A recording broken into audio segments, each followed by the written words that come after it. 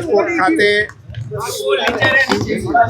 આધાર સેવા કેન્દ્રનો પ્રારંભ થઈ રહ્યો છે। એ કેન્દ્રને મારી શુભકામનાઓ પાઠવું છું।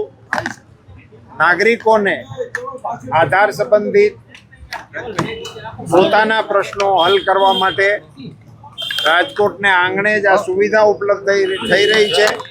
એને માટે એમને બધા નાગરિકોને શુભકામનાઓ પાઠવું।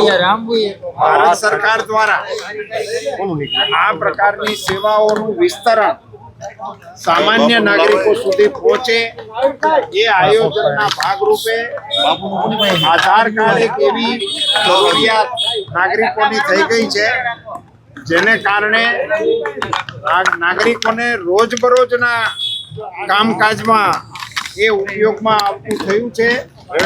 એમાં નામની અંદર નવું બનાવવામાં કે અન્ય કોઈ અપગ્રેડ કરવા માટેના પ્રશ્નો માટે હવે એ આ કેન્દ્રના માધ્યમથી થઈ શકશે એવી સુવિધા રાજકોટને આપવા માટે ભારત સરકારનો આભાર પણ વ્યક્ત કરું છું।